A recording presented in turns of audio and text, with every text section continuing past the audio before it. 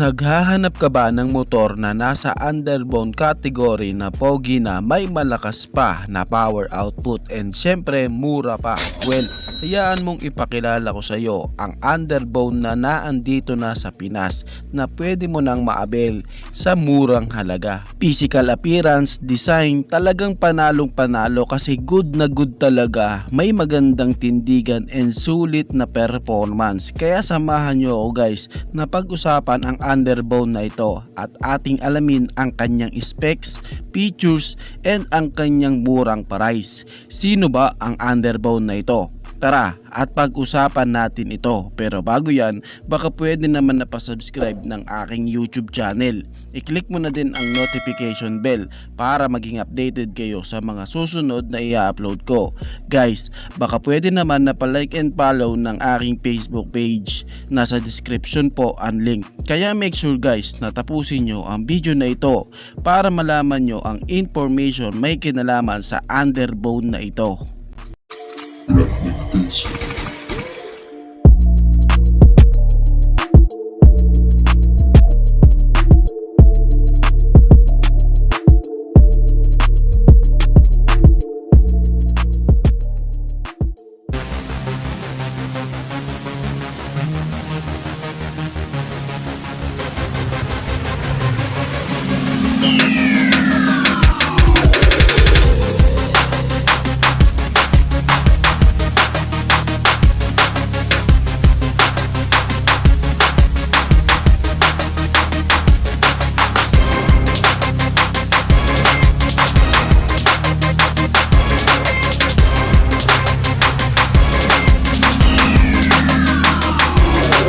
Ang tinutukoy ko nga guys is walang iba kundi si Viperman 150cc. Well, matagal na to guys na naandito sa Pilipinas at sa katunayan year 2020 ko pa nga po ito na test drive at talagang madami sa ating mga kababayan ang nagustuhan nito at nag-avail sila. Well, madami nga nagsasabi na ginaya lang daw ni Viperman ang looks at forma ni Honda RS 150cc. Well, I think medyo similarity talaga. Pero guys, ganyan naman talaga tayong mga Pinoy Kapag may nauna at medyo nahawig lang sa nauna, iisipin na agad natin na ginaya. Well, ganun pa man, si Viperman is nagmula po sa brand na Euro Motors at maa-avail nyo po ang underbone na ito dito sa Pilipinas sa SYM outlet kasi si Mitsukoshi Motors ang dealer ng motor na ito dito sa atin at sa outlet po ng SYM showroom nyo makikita ang motorcycle na to o maa-avail. So yun guys, good morning, welcome back for another video. So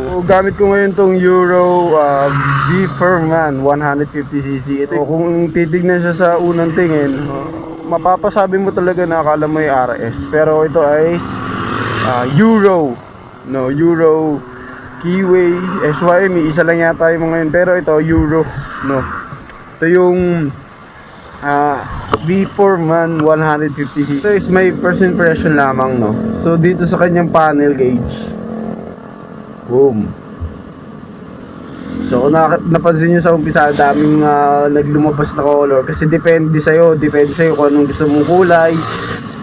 Ayan yung pula, diba? Pero ito ang gusto kong kulay. Dito passing, choke, high and low ng ilaw, signal light, same lang din siya sa ibang and meron siyang.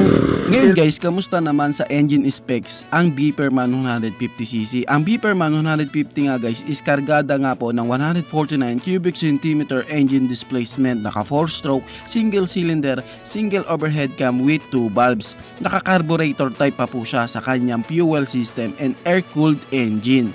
May sukat nga po na 61mm by 49.5mm ang kanyang bore and stroke and meron po siyang 9.2:1 sa kanyang compression ratio. Siya guys is naka 5-speed gearbox and pagdating naman sa kanyang mga dimension, may haba nga po ito na 1,980mm at may lapad na 780mm at taas na 1,410mm. Meron siyang ground clearance na 190mm and may bigat na 117 kg.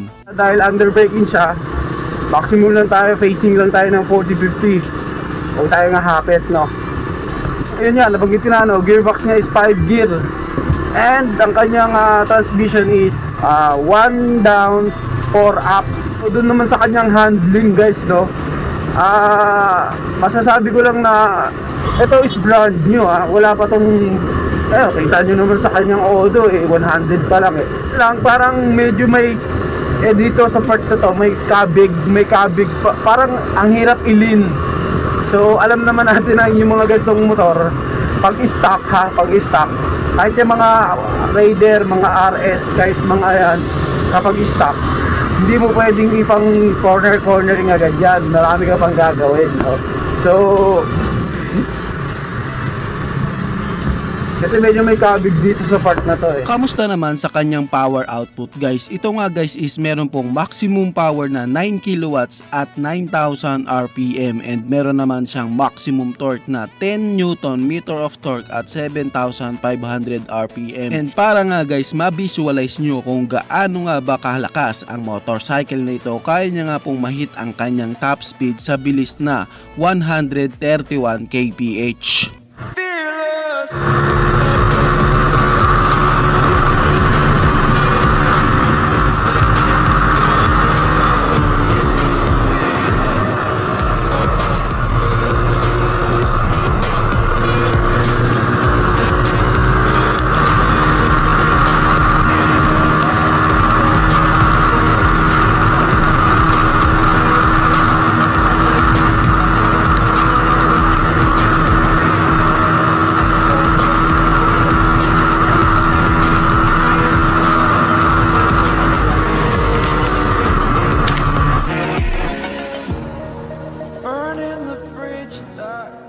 Naka-telescopic fork nga po ang kanyang suspension sa unahan and monoshock naman sa likuran. Pagdating sa kanyang sukat ng mga gulong sa unahan is may sukat na 90 by 70 by 17 at sa likuran naman is may sukat na 110 by 70 by 17 naman. Kamusta naman sa kanyang braking system? Ito nga guys is naka-disc brake sa harapan and sa likod. Pero guys wala pa po siyang ABS o anti-lock braking system, pero kahit ganun pa man okay na din yon kasi yakang-yaka na ng ganang braking system ang gantong underbone o yung kanyang pagka-vibrate, no.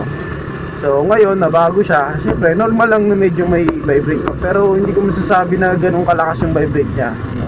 Tapos yung foot peg niya medyo mababa, parang GTR nga saka sumayad, kaya parang natatakot ako kanina katulad ng ganyan, parang feeling ko sasayad yung foot peg, kaya parang ako kinakabahan. Tapos sa kanya suspension guys, no, yun, medyo matagtag yung unahan, parang may matigas.